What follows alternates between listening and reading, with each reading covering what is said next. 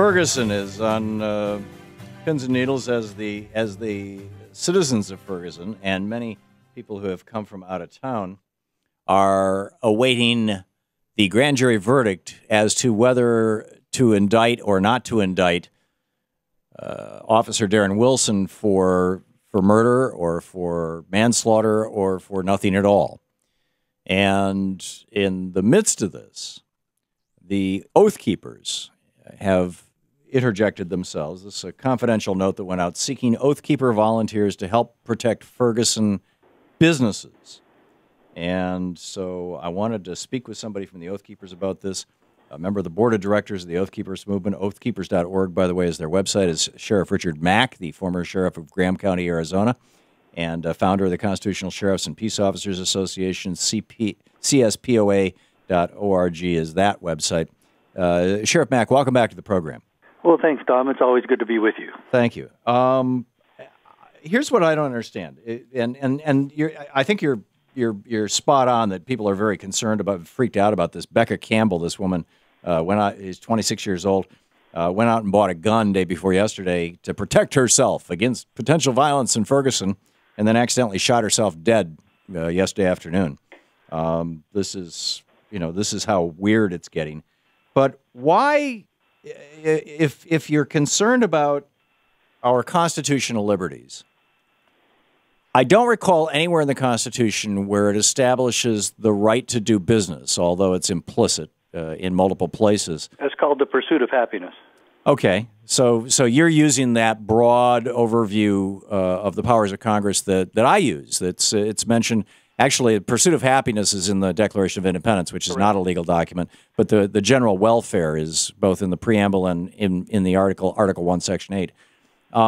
But the right of peaceable assembly to petition, government for redress of grievances is part of the First Amendment. Why would the Oath Keepers show up to protect the businesses instead of showing up to protect the protesters?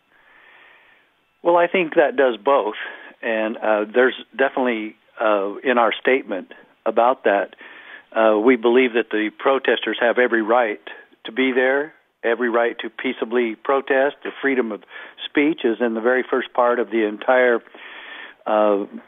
press release that Oath Keepers put out, I think last night or this morning. So what we don't remember very well in this country is that those specific principles apply directly to government officials. It is the government who cannot violate my right to freedom of speech, my or right assembly to protest. They have to protect that, and instead, most of the time, government is the one destroying those or attacking those or infringing on those rights. And our point is that even in emergency situations, there's no exemption or exception to those rules. And Governor Nixon is kind of taking on the role of, I get to say what the exemptions and exceptions are. I don't disagree with your point.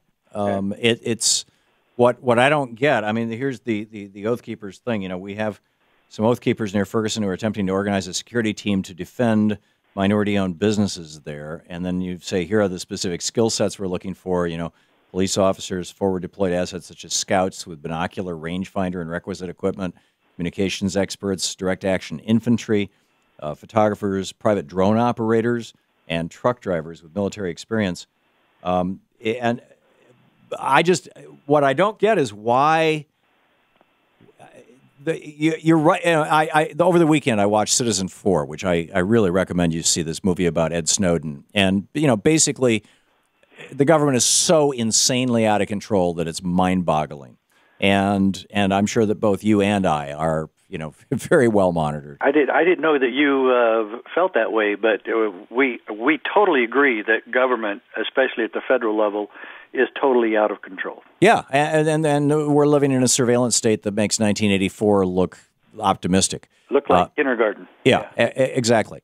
Now, all that said, why would the Oath Keepers, why not make an alliance with the protesters? Why not show up and say, we are going to go to Ferguson to defend, to defend the right of people to protest, rather than we're going to go to Ferguson to protect the people who own the businesses. Well, there's no constitutional right to own a business. There's a constitutional right to protest, and I would think that would also go a long way to. I disagree with you that I have the right to own property, and my business is my property. All right, but government can regulate that. It's in the Commerce Clause. Well, that's not intrastate; it's interstate, and they don't have the authority. This is another part where the federal government is completely out of control in their exploitation of the Commerce Clause. That's been stretched to high heaven.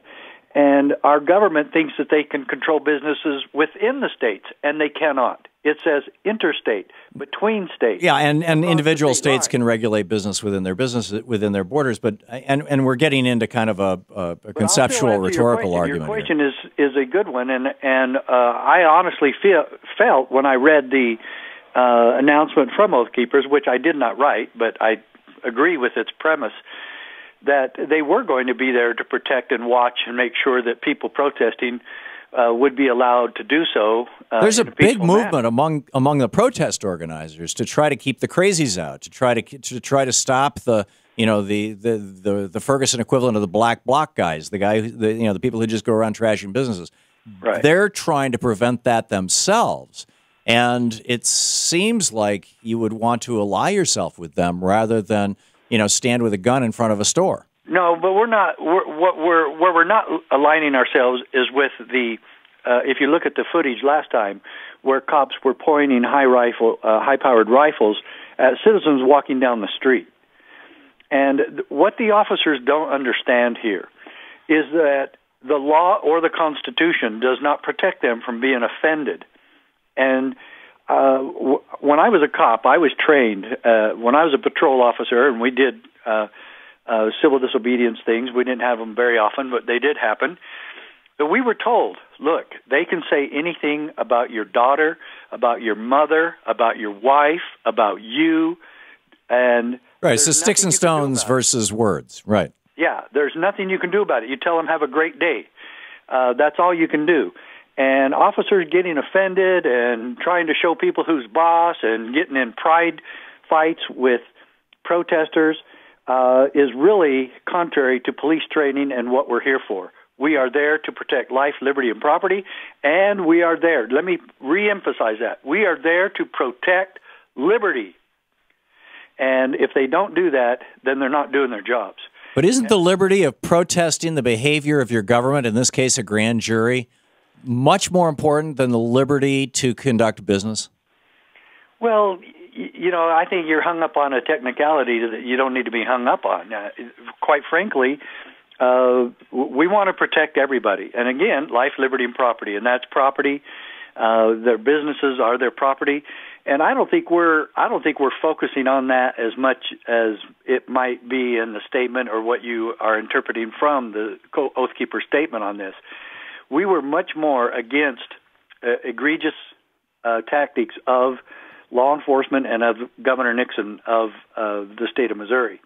And that they need to remember who we are and what we represent, and that this is a peaceful assembly by most of the people that are going there. And that the looters and others who commit crime must be addressed separate from the other peaceful protesters. That's what we're really after. Sheriff Richard Mack. People protecting and watching neighborhoods? Oh, absolutely. Yeah. Okay. Sheriff Richard Mack, CSPOA.org, and oathkeepers.org. Thanks for dropping by today, sir. All right. Thanks a lot, Tom. See you. Talking with you.